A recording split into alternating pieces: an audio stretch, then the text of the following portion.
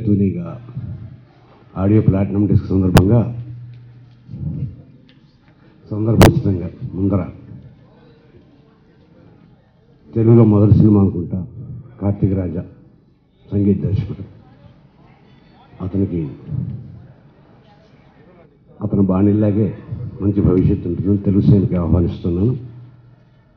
పేరుకి ఇళయరాజా గారి అబ్బాయిన తనదైన సొంత సంతకంతో చక్కని బాణీలు కూర్చాడు. అతను అభినందనలు.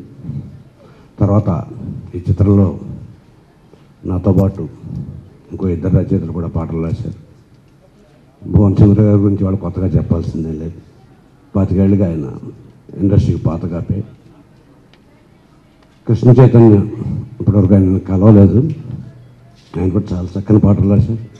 ముఖ్యంగా ఎంఎస్ రాజు గారి చిత్రాల్లో పాటలు రాసేటప్పుడు గీత రచయితకి వృత్తిపరంగా వాళ్ళంత సంతృప్తి దొరుకుతుంది. పైగా ఆయన హస్తభాష మంచిది. చక్కటి భవిష్యత్తు ఆయనకు ఉండాలని చాలా చిత్రాల్లో ఇంకా మంచి మంచి పాటలు రాయాలని కోరుకుంటున్నాను. ఇంకా ఈ పాటలు రాసేటప్పుడు 2 విషయాలను ప్రస్తావించదలుచుకున్నాను.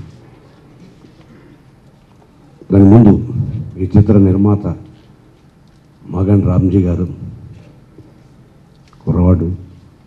అతనికి వాళ్ళ నాన్నగారికి కూడా నేను 3 తరాలకి పాటలు రాశాను. అతను కూడా నిర్మాతగా చాలా మంచి భవిష్యత్తు ఉంటుంది. ఎందుకంటే ఇద్దరు రాజుల సారథ్యంలో ఎంఎస్ రాజు దిల్ వాలా భీ నహీ దిమాగ్ వాలా భీ దిల్ రాజు, వీళ్ళిద్దరు సారథ్యంలో ఆయన ఇంకా మంచి మంచి చిత్రాలని నిర్మిస్తాడు. తండ్రి గారి ఆశీస్సులు అన్నదానాలు వెనకాలే ఉంటాయి. గత 5 ఏళ్ళుగా అతను పడుతున్న శ్రమ, నిజానికి ఈ సినిమాలో మొదటిసారి అతను ప్రేక్షకులు కనిపిస్తున్నాడు, కానీ దాదాపు 100 సినిమాలు చేసినంత అనుభవం అతనిలో ప్రత్యేకంగా ఉన్నాయి. అతని ప్రతిభ కానీ, అతని రూపం కానీ, అతని శరీరపు కదలికలు కానీ నిశ్చయంగా అతన్ని ఒక గొప్ప హీరోగా ఉజ్వలమైన భవిష్యత్తుని గ్యారంటీ ఇస్తుంది ఈ చిత్రం. అది మాత్రం నేను మీకు చెప్పగలను. ఈ సంస్థ చాలా సినిమాలు తీశారు. చాలా మట్టుకు ఈయన తీసిన సినిమాలు ప్రేమ కథా చిత్రాలు. ఒక యాక్షన్ సినిమాలాగా ఉంటుంది, కానీ అల్టిమేట్గా అది ల్యాండ్ అయింది మాత్రం ప్రేమతోనే. ప్రేమ కథా చిత్రం. ఆ తర్వాత వర్షం కూడా ఒక ప్రేమికులు విడిపోయి మళ్ళీ ఎలా కలుసుకున్నారు అన్నది వర్షం కూడా ప్రేమ కథా చిత్రమే.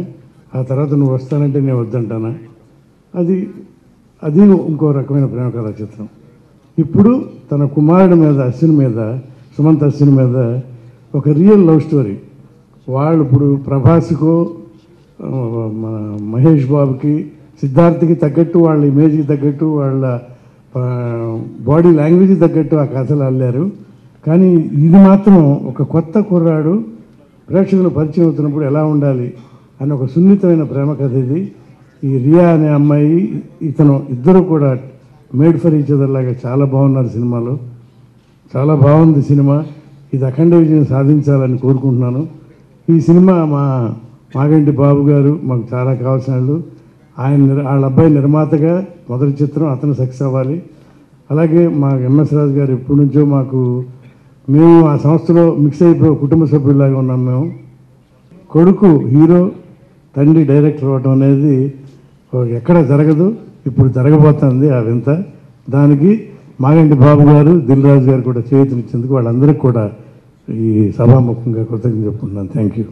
వాన చూసినప్పుడు నేను ఎంఎస్ రాజుతో ఇంకా నీలో పెద్ద డైరెక్టర్ కనపడలేదు, కానీ మొన్న ఈ సినిమా రష్ చూడగానే అతను డైరెక్టర్గా ఎంఎస్ రాజు గారు ఎంత ఎదిగాడో అర్థమైంది. అన్నయ్య చెప్పినట్టు లాస్ట్ 40 నిమిషాలు సినిమా చూస్తా అంటే ఒక మనసంతా నువ్వే కావాలి అంటే ఓ బొమ్మరిల్లు వాటిలో ఎలా ఫీల్ ఎక్స్ట్రాక్ట్ అవుతుందో ఇప్పుడు మామూలుగా షార్ట్ తర్వాత short, wide angle, top angle, low angle, close, trolley, pan, ఇది కాదండి డైరెక్షన్ అంటే. వీళ్ళు మాట్లాడుతున్నప్పుడు ఎవరు షాట్ పడితే ఇక్కడ ఈ ఫీలింగ్ వస్తుంది అని. ముఖ్యంగా ఈ కథ సినిమా స్క్రీన్ ప్లేలో దిల్ రాజు గారు కూడా చాలా హెల్ప్ చేశారు. ఒక చానాళ్ళు ఒక పాయింట్ దగ్గర నాగబాబు గారు వెళ్ళనవ్వకూడదు, ప్రభు గారు వెళ్ళనవ్వకూడదు, హీరో వెళ్ళనవ్వకూడదు, కానీ తప్పనిసరి సిచ్యుయేషన్ అది ఎలా తన్నుకుని తన్నుకుని తన్నుకుని ఇప్పుడు రేపు మీరు చూస్తారు ఆ సినిమాలో అంత పెద్ద క్వశ్చన్ మార్క్ని ఒక షాట్ మాత్రం దాచి ఇంకో చోట వేయగానే నేను వెంటనే పక్కన ఉన్న ఎంఎస్ రాజుకి షేక్ హ్యాండ్ ఇచ్చాను. అంటే there are only 2 tables, one is writing table, another is editing table అన్నాడు రాజ్ కపూర్. ఆ ఎడిటింగ్ టేబుల్ మీద చేసిన మాయలు ఎంత అద్భుతమైనటువంటి ఫీలింగ్ని ఈ సినిమాకి ఇచ్చినవి అర్థమవుతాయి. విజయ్ చంద్ర గారు, నాగబాబు గారు కొమ్ములాగా ఉన్నారండి పెద్దలు ఈ సినిమాలో. ఇద్దరు కూడా చాలా స్టార్ స్టడెడ్, చెప్పలేరు. మీరు ఫ్రేమ్ పెడితే అందరూ స్టార్సే సినిమా నిండా. అంటే కామెడీ చేశాడు, పెతాస్ చేశాడు, అల్లరి చేశాడు, ఫైట్స్ చేశాడు, డ్యాన్సులు చేశాడు. ఇవన్నీ అద్భుతంగా చేసి ఫైనల్గా రష్ చూసి నాకు మాతో ఇంత కష్టపడి దీన్ని తీసుకొచ్చారు, మిమ్మల్ని మర్చిపోలేని అంకులని ఒక మాట అన్నాడు. అతను ఆ మాట అనగానే నాకు మహాభారతంలో సంజయుడు ధృతరాష్ట్రుడితో చెప్పిన మాట గుర్తొచ్చిందండి. ఒకరిని చేతి ప్రోపునని ఒక పద్యం ఉంటుందండి. సంజయుడు చెప్తాడు ధృతరాష్ట్రుడితో, మనసు బాగాలేదు, ఏదన్నా నీతి వాక్యం చెప్పవయ్యా అంటే ఏదో 4 మాటలు చెప్తూ, ఎవరి మూలంగా నువ్వు పైకి వస్తావో వాళ్ళని గనక నువ్వు మర్చిపోతే నువ్వు చచ్చిపోయిన తర్వాత నీ శవాన్ని తినడానికి కుక్క కూడా ఇష్టపడదు అని నీకు చెప్తాడు. అంత చిన్న పిల్లాడు ఆ మాట అనగానే నాకు ఇవాళ ప్రవాసిని సునీల్ చూస్తే అది దన్మని అది గుర్తొచ్చిందండి. మనసంతా నువ్వు ఎప్పుడు సునీల్ ఏంటో ఇవాళ ఎంఎస్ రాజు గారు అబ్బాయి కోసం అతను రాగానే నాకు మళ్ళీ అది వచ్చింది. మా ప్రభాస్ అలా నడుచుకుంటా రాగానే మా ఈశ్వర్, మా వర్షం అన్నిట్లో ఉన్న పిల్లాడు అలా ఎదురుగా కనపడగానే ఓ వీళ్ళందరూ కూడా ఫ్యూచర్లో చాలా గొప్ప వాళ్ళు అవ్వబోతున్నారు పిల్లలందరూ. ఎందుకంటే ఇప్పటికీ మీరు చూస్తారు మా అన్నయ్య గారిని, నేను కానీ ఎన్టీ రామారావు గారిని, కృష్ణ గారిని, చెరుక్ గారిని నేను అలాగే బ్రతుకుతూ ఉంటామండి. మేము వచ్చిన కొత్తలో వాళ్ళిద్దరూ మాకు ఇచ్చారు. తర్వాత అద్భుతం అండి, మోహన్ బాబు గారు, చిరంజీవి గారు, బాలకృష్ణ గారు, ఏ హీరోతో లేవు మాకు 100 రోజులు. కానీ మొట్టమొదట మమ్మల్ని చేరదీసిన వాళ్ళని గుర్తుంచుకుంటామే, అదే మహాభారతం. హీరోయిన్ ఫాదర్ క్యారెక్టర్ వేశాను.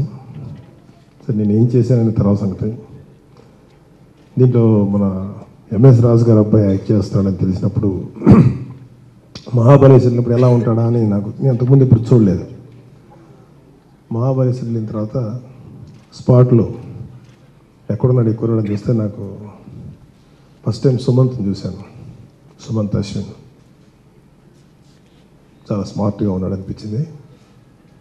ఒక లవ్ స్టోరీకి ఎలాంటి ఫిజిక్ ఉండాలి, ఎలాంటి చామ్ ఉండాలి, ఆ చిన్న ఇన్నోసెన్స్ ఆ కళ్ళల్లో చాలా యాప్ట్గా ఉన్నాడు అనిపించింది. అయితే ఎక్కడో ఒక ఫీలింగ్ ఏంటంటే అలాంటి కుర్రోడిని ఫాదర్ డైరెక్ట్ చేయకుండా బయట వాళ్ళు చేస్తే బాగుంటుంది కదా, ఎంఎస్ రాజు మొదలుపెట్టేటేంటి, ఆ కుర్రోడికి ఎలా కమ్యూనికేట్ చేస్తాడు, ఎస్పెషల్లీ రొమాంటిక్ సీన్స్లో ఎంత డైరెక్టర్ అనుకున్నా చెప్పేటప్పుడు ఇబ్బంది ఉంటుంది. ఓ అమ్మాయిని నడుం దగ్గర అంటే ఆ కుర్రోడు నాకు అర్థం కాలేదు ఎలా చేస్తాడు. అప్పటికి పాపం రాజు ఎలాగో మొత్తానికి కమ్యూనికేట్ చేశాడు. నేను వెంకటేశ్వర గారు అనుకునేవాళ్ళం ఏంటంటే పాపం సుమంత్ అని. కానీ ఎక్కడ మేము ఉన్నంతకాలం మా కాంబినేషన్లో సుమంత్ది ఎక్కువ పెర్ఫార్మెన్స్ మేము చూడలేదు. అలాగే రియా కూడా, ఇద్దరు మంచి గుడ్ కెమిస్ట్రీతో బాగా చేశారు. ఎక్కడో నాకు ఆ డౌట్ ఉంది, ఎలాగా సుమంత్ని తను చూపిస్తాడని. అది కాకుండా రాజు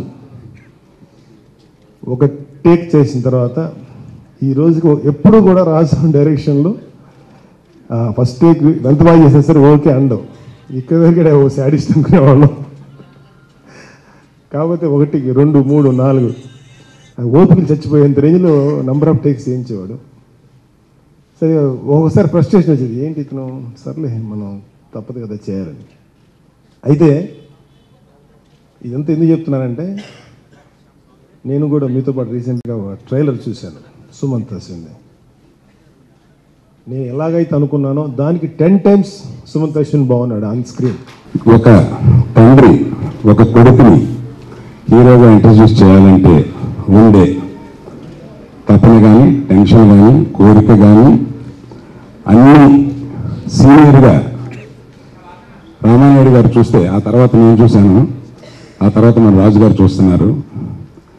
ఈ సినిమా అంటే నేను చెప్పదలుచుకున్న దాంట్లో 75% మన శ్యామ్ చెప్పేశాడు. అంటే ఈ సినిమా హిట్ అంటే ఏంటి, ఒక ఫ్రేమ్ కూడా చూడకుండా నువ్వు ఎలా సినిమా హిట్ అని అంటావు అని అంటే, ఇట్ కెనాట్ గో రాంగ్. అక్కడ చూద్దామండి, వాళ్ళ నాన్నగారు కథ ఎంత బాగా చేస్తాడు. వెంకటేష్ తోటి 20 years 15 years బ్యాక్ ఒక సినిమా తీశాడు, పేరు మర్చిపోయాను, సారీ, శత్రు అనే సినిమా చూసిన తర్వాత అప్పుడే నాకు ఈ ఎంఎస్ రాజు ఎవరు అని తెలుసుకోవడం మొదలుపెట్టాను.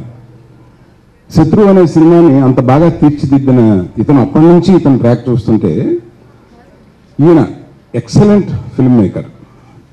ఎక్కడా కాంప్రమైజ్ కానీ ఎన్నిసార్లైనా రీషూట్ చేసి దాన్ని ఎట్లాగైనా రాసి రంపాన్ని పెట్టి సక్సెస్ వరకు తీసుకొచ్చే ఒక మెంటాలిటీ ఉన్న మనిషి.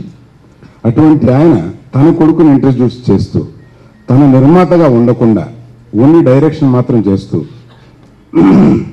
కూడా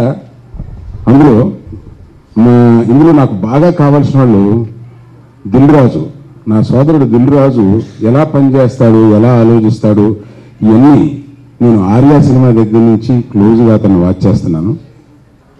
అలాగా నాకు అతి ఆప్తుడు స్నేహితుడు భూపతి రాజా ఉన్నారు, మాకు సీనియర్స్ మన పరుచుడి బ్రదర్స్ ఉన్నారు, అలాగా మా స్నేహితుడు కెమెరామెన్ గోపాల్ రెడ్డి ఉన్నాడు. వీళ్ళందరూ కలిసి అంటే అష్టదిగ్బంధనలాగా ఇది సక్సెస్ కాకుండా ఎక్కడికి వెళ్ళడానికి లేదు అన్న టైప్ ఆఫ్ రింగ్ ఫెన్స్ అంటారు. I bet everything on this film if I were a buyer. నేను సినిమా కొనను కనుక I wish Sumanth a very grand success son. I know what is introducing your son, what your father is undergone. Wish you all the best. I know you will come out with flying colors and you will be one of the biggest heroes of this industry.